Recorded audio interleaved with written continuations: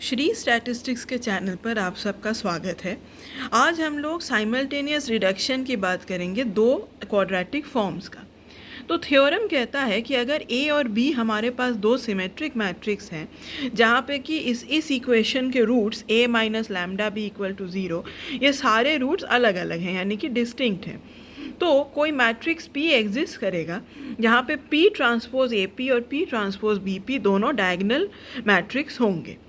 तो इसका प्रूफ अगर हम लोग देखें तो अगर लैम्डा 1 लैम्डा 2 लैम्डा n हमारे रूट्स हैं इस इक्वेशन के और ये सारे रूट्स भी डिस्टिंक्ट हैं, तो अगर मानिए a माइनस यहाँ पे हमने लैम्डा 1 सब्स्टिट्यूट किया तो यानी कि a माइनस लैम्डा 1 b ये ज़ीरो के बराबर होगा। तो इसका मतलब ये वाला जो मैट्रिक्स है ये सिंगुलर है और कोई ऐसा कॉलम वेक्टर x1 एग्जिस्ट करेगा जहाँ पे कि a minus lambda 1 b x1 zero के बराबर होगा। जब इसको हम लोग सॉल्व करेंगे तो यहाँ पे क्या आएगा, a x1 is equal to lambda 1 b x1, इसको एक्सपैंड करने पे। अब इसी प्रोसेस से हमको मिलेंगे जो अलग अलग रूट्स हैं उनके लिए x2 अप टिल xn के जितने रूट्स हैं उसमें ये हमको सारे रिजल्ट इसी के फॉर्म में मिल जाएंगे। तो अगर हमारे पास कोई P मैट्रिक्स है x1 x2 xn तो हम लोग अब ये दिखाएंगे कि P ट्रांसपोज AP और P ट्रांसपोज BP दोनों डायगोनल मैट्रिक्स है।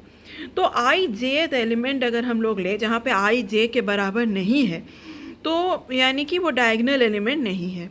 तो इसका P ट्रांसपोज AP और P ट्रांसपोज BP के अगर हम लोग एलिमेंट देखें तो ये क्या हो गया, XI ट्रांसपोज A XJ और XI ट्रांसपोज B XJ।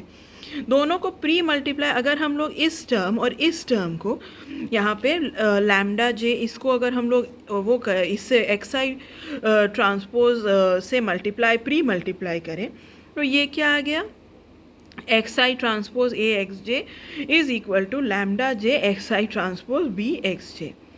तो यहाँ पे फिर हम क्या देख रहे हैं, अगर हम लोग ये हमारा इक्वेशन 1 आ गया तो इसको अगर हम लोग सब्सक्रिप्ट को इंटरचेंज करें क्योंकि हमने ये अज्यूम किया है तो XJ transpose A XI is equal to lambda I XJ transpose B XI, ये इक्वेशन 2 हुआ। अब हम लोग अगर इधर देखें तो A और B हमारे दो सिमेट्रिक मैट्रिक्स हैं, इसका मतलब A ट्रांसपोज A के बराबर होगा और B ट्रांसपोज B के बराबर होगा। तो यानी कि अगर हम इक्वेशन 2 का ट्रांसपोज लें तो हमें मिल जाएगा XI transpose A XJ is equal to lambda I XI transpose B XJ। तो ये हो गया इक्वेशन नंबर 3। अब अगर 1 को हम लोग 3 से सब्सट्रैक्ट करें तो यहाँ पे आ गया lambda I minus lambda J XI transpose B XJ equal to 0। ये हो गया हमारा इक्वेशन 4। बट लैम्डा I हमने माने थे कि सब डिस्टिंक्ट हैं, तो यानी कि लैम्डा I लैम्डा J के बराबर नहीं है for I not equal to J। तो इस इक्वेशन 4 से इसका मतलब क्या हुआ, जब ये दोनों ज़ीरो के इक्वल नहीं है तो ये ज़ीरो के बराबर नहीं होगा, यानी ये टर्म ज़ीरो के बराबर होगा। तो फिर अगर इक्वेशन 1 और 5 से देखें इसका मतलब ये भी XI ट्रांसपोज A XJ जो है हमारा वो भी ज़ीरो के बराबर होगा। तो 5 और 6 से हम लोग ये देख सकते हैं कि हर non diagonal element P transpose AP और P ट्रांसपोज BP के ज़ीरो हैं। तो इसका मतलब ये दोनों डायगोनल मैट्रिक्स है और ये क्या हो जाएगा फिर P ट्रांसपोज AP ये diagonal X1 transpose A X1 up till XN transpose A XN पे जाएगा और ये हो गया P ट्रांसपोज BP, ये है diagonal X1 transpose B X1 X2 transpose B X2 up till XN transpose B XN पे तक जाएगा। तो ये हो गया हमारा थ्योरम का प्रूफ। तो अभी के लिए इतना ही। अगर वीडियो अच्छी लगी हो तो लाइक करिएगा, शेयर करिएगा और सब्सक्राइब करिएगा।